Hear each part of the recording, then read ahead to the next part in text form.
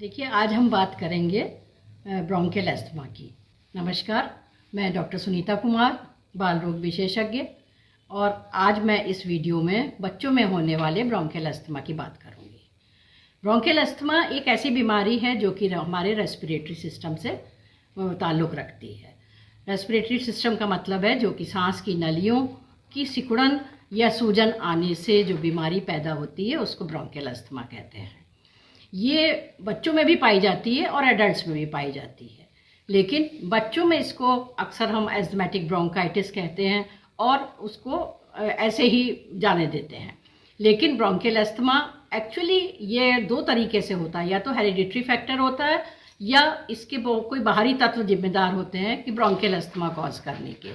और ज़्यादातर केसेस यानी 75 to 80% केसेस 6 साल की उम्र के अंदर होते हैं, जो चाइल्डहुड अस्थमास कहलाते हैं, और 6 साल के बाद ये धीरे धीरे धीरे कम होने लगते हैं, जब तक कि कोई एनवायरमेंटल फैक्टर परसिस्ट ना करे या फिर वो जेनेटिक ना हो।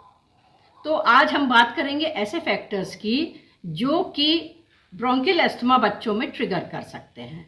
यानी जैसे खाने के तत्व हैं, खाने में अंडा है, मछली है, कई किस्म की दालें हैं, या ये कह लीजिए कुछ सब्जियां भी हैं, और कुछ वायरसेस हैं, बैक्टीरिया हैं। वायरसेस इसमें मुख्य तरह क्या होते हैं? रेस्पिरेटरी सिंजिटियल वायरस होता है, राइनो वायरस होता है। जैसे हल्का सा सर्दी जुकाम हुआ और बच्चे की सांस फूलने लगी, तो ये वायरसेस इसके लिए जिम्मेदार होते हैं। कुछ फंजाई भी होते हैं और कुछ पोलेंस भी होते हैं, कुछ ऐसे फ्लावर्स होते हैं, कुछ ऐसे सीड्स होते हैं जो कि बच्चों में एलर्जी कॉज कर सकते हैं। इसके अलावा धुआं है, स्मोक है, स्मॉग है। स्मॉग यानी combination of smoke and dust, यानी कि जैसे कि हम पराली सुनते हैं कि जैसे दिल्ली के पास अक्सर स्मॉग बहुत था, तो स्मॉग का मतलब है combination of smoke and fog, यानी कि जो धुआं निकल रहा है इंडस्ट्रीज से वो कंबाइन करता है हमारे फॉग के साथ और वो बनाता है स्मॉग। ये जो है हमारी रेस्पिरेटरी सिस्टम के लिए बहुत ही घातक है और ये एलर्जी कॉज करता है। इसके अलावा पुरानी डस्ट, कलेक्टेड डस्ट है, जैसे घरों में जैसी पाई जाती है, उससे डस्ट एलर्जी होती है। और इसके अंदर हमको डस्ट माइट्स मिलते हैं जो कि दिखाई नहीं पड़ते। जैसे पुराने घरों को खोल दीजिए आप और उनकी जब डस्टिंग करिएगा तो उसमें डस्ट माइट्स मौजूद होते हैं, जिससे कि एलर्जी होना बहुत ही कॉमन एक फैक्टर है जो कि लोग नहीं जानते हैं इसको। और वो अक्सर उनको जो है सफाई करते समय छींकें आने लगती हैं, खांसी आती है, सांस फूलने लगती है। तो इसको हम कहते हैं कि ये एक्सटर्नल फैक्टर्स हैं जो कि कर सकते हैं। कुछ जानवरों के सिक्रीशंस हैं, कुछ जानवरों के बाल वगैरह मौजूद होते हैं जो कि एलर्जी कॉज कर सकते हैं। तो हमको ये जानना पड़ेगा कि ये पर्टिकुलर बच्चे में या इस पर्टिकुलर आदमी में कौन सी चीज़ है जो एलर्जी प्रोड्यूस करती है, तो हमें उस तत्व को उसे अलग रखना है। अब इसके अलावा एनवायरमेंट, जेनेटिक फैक्टर, जैसे मैंने बताया कि अगर फादर मदर में या रिलेशंस में किसी को अस्थमा है तो फिर ये चांसेस हैं कि उसमें वो अस्थमा कंटिन्यू कर सकता है 6 साल के बाद भी। अब आप ये सोचेंगे कि मतलब जैसे अस्थमा, हमको सांस फूल रही है बच्चे की, तो उसके डायग्नोसिस हम कैसे बनाएंगे कि ये अस्थमा ही है या और कोई रेस्पिरेटरी प्रॉब्लम है। तो इसके लिए हमने कई तरीके के डायग्नोस्टिक टूल्स इजाद किए हैं, जैसे कि ब्लड टेस्ट कराना। ब्लड टेस्ट में अगर यूसिनोफिल्स रेज्ड मिलते हैं तो एलर्जी है, यानी एलर्जी है तो वो इन्फेक्शन नहीं है, एलर्जी है किसी चीज़ से। वो हमें पता करना पड़ेगा कि किस चीज़ से एलर्जी है। और एक्सरे टेस्ट कराया जाता है। एक्सरे टेस्ट इसलिए कराया जाता है कि ब्रोंकोनिमोनिया को रूल आउट करने के लिए, या फिर और भी कोई सांस की बीमारी किसी बच्चे को हो रही है, या ट्यूबरकुलोसिस है, या और कोई सांस की किसी वजह से ट्रिगर्स हुए हैं, वो उसको अस्थमा में कन्वर्ट कर रहे हैं क्या। तो इसका ट्रीटमेंट डिपेंड करता है कि आपका कॉज क्या है एलर्जी का। तो सब नंबर 1 ट्रीटमेंट में ये आता है कि हमको प्रिवेंशन ऑफ एलर्जन करना है, यानी कि इसकी पहले तो माइल्ड, मॉडरेट, सीवियर, सीवियरिटी देखनी है जब बच्चे के अस्थमा होता है। माइल्ड, मॉडरेट, सीवियरिटी का मतलब है कि अगर माइल्ड टाइप का अस्थमा है तो माइल्ड टाइप में अस्थमा में कभी कभी वीजिंग के अटैक्स होंगे जो कि ट्रिगर द्वारा पैदा होते हैं। तो हमको माइल्ड टू मॉडरेट में उन एलर्जेंस को अवॉइड करना है। और इस तरीके से जो मॉडरेट टाइप है उसमें क्या होता है कि रात में बच्चे को सांस लेने में तकलीफ़ होती है, उठ के बैठता है, तो उसको हम समझ सकते हैं कि किसी तरीके का अस्थमा हो रहा है।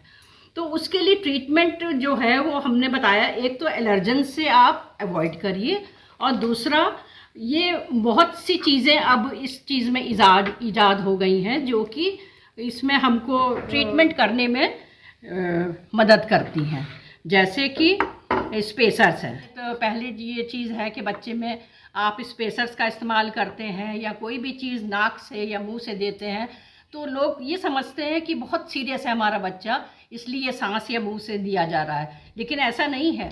जब हम इस स्पेसर से देते हैं, जैसे ये है, ये एक इन्हेलर है, ये इन्हेलर है जो कि इसमें स्पेसर में फिट हो जाता है। बहुत छोटा बच्चा है तो ये आगे मास्क लगा दिया जाता है, इसके आगे मास्क फिट कर दिया जाता है, और उसमें सांस लेने के लिए बच्चे को अपने आप सांस लेता है और दवा उसके अंदर चली जाती है। जब बहुत छोटा बच्चा नहीं होता है तो मास्क हटा दिया जाता है, ये डायरेक्ट मुंह में दे दिया जाता है, और यहाँ से इसको पुश करके इसको दवाई इसमें डाल दी जाती है और उसको सांस लेने के लिए कहा जाता है। ये 2-2 घंटे पे भी दिया जा सकता है, और इसमें किसी भी तरीके का कोई खतरा नहीं होता है, किसी भी तरह का कोई रिस्क नहीं होता है स्पेसर के इस्तेमाल से। तो आप इसमें डोजेस भी मॉनिटर हो सकती है कि कितनी डोज आपने दी है, लेकिन आपको किसी डॉक्टर के सुपरविज़न में ये सीखना पड़ेगा कि कैसे स्पेसर का इस्तेमाल करते हैं। इसके अलावा जब बच्चा बड़ा हो जाता है तो रोटाहेलर का इस्तेमाल कर सकते हैं।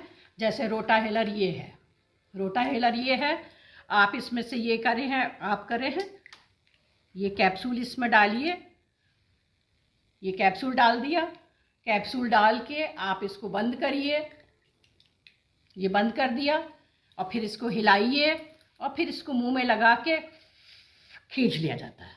इसको कहते हैं रोटाहेलर या इन्हेलर्स, जो कि थोड़े बड़े बच्चों में, यानी 6 साल से बड़ा बच्चा होना चाहिए, इसकी भी ट्रेनिंग दिलाई जाती है। और ये है हमारा स्पायरोमीटर। स्पायरोमीटर है जो कि असेस करता है कि आपकी लंग की कैपेसिटी कितनी है, यानी कि अगर किसी को अस्थमा का अटैक हुआ है, अगर वो क्लिनिक रेगुलरली जा रहा है, तो उसकी ये असेस करना पड़ता है हमको। 3 बार वो यहाँ इसमें जो है कस के फूंकता है, 3 में से जो बेस्ट रीडिंग है वो ली जाती है, और उसमें green, yellow and red. Green means the baby is healthy, the lungs are healthy, yellow is in between and red means danger।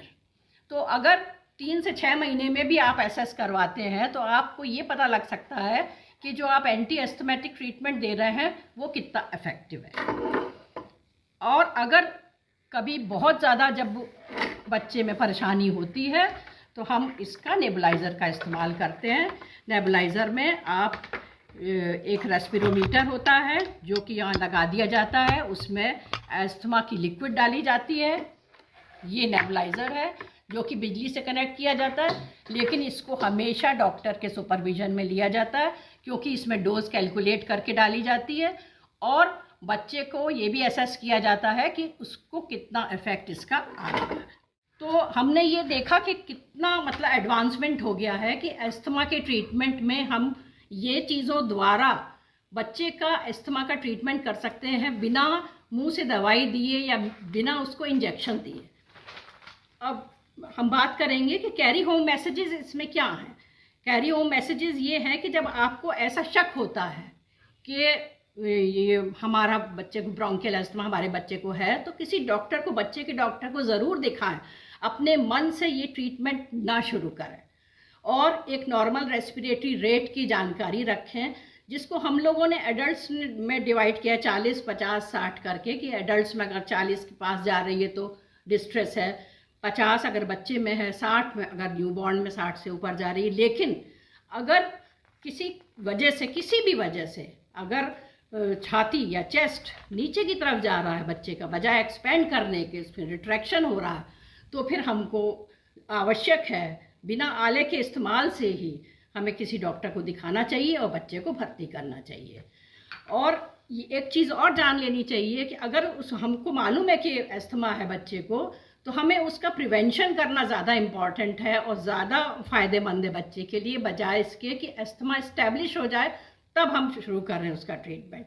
यानी अगर हमें पता है कि उसको धुएं से एलर्जी है, उसको किसी खाने की चीज़ से एलर्जी है, तो वो उसको हमें अवॉइड करना चाहिए और बच्चों को ऐसे ट्रिगर्स से दूर रखना चाहिए और इनके इस्तेमाल में परहेज़ नहीं करना चाहिए, जैसे कि स्पायरोमीटर है और स्पेसर है, नेबुलाइज़र है, ये सब है। तो इनका जो है रेगुलरली अगर आप इसका इस्तेमाल करेंगे तो धीरे धीरे धीरे बच्चा जैसे बड़ा होता है उसका रेस्पिरेटरी सिस्टम भी बड़ा होता है और वो इन चीज़ों से बच जाता है। तो हमें क्या करना है, इम्प्रूवमेंट करना है। और प्रोफाइलेक्टिक क्या है? प्रोफाइलेक्टिक है जैसे कि आप लंग्स की एक्सरसाइज करते हैं, तो लंग्स की एक्सरसाइज के लिए ये रेस्पिरोमीटर है जो कि लंग्स में दिया जाता है, किसी भी ऑपरेशन के बाद भी दिया जाता है या बच्चे को दिया जाएगा, जिसमें कि कैपेसिटी लिखी हुई है। इसमें कैपेसिटी लिखी हुई है कि अगर आप नीली बॉल ऊपर तक पहुंचा देते हैं तो 600 है, 900 है, 1200 है। अगर रेगुलरली इसको करते रहते हैं और इसको खींचा जाता है ऐसे, तो खींचने से बॉल्स ऊपर आती हैं तो उस लंग की कैपेसिटी बढ़ती है। इसके अलावा आप बैलून्स फुलाने की एक्सरसाइज बच्चे से करा सकते हैं, खेल खेल में वो बैलून्स फुलाना सीखे, या फिर शंख बजा सकता है या प्राणायाम कर सकता है। प्राणायाम कराने के लिए या शंख बजाने के लिए भी बच्चे को ट्रेन करना पड़ेगा, लेकिन इन सब से लंग कैपेसिटी बढ़ती है, इम्यूनिटी बढ़ती है। इसीलिए मैं ये आप सबसे रिक्वेस्ट करती हूँ कि आप इन सब चीज़ों का इस्तेमाल करने से परहेज़ ना करें और बच्चे को अस्थमा से बचा के रखें। धन्यवाद।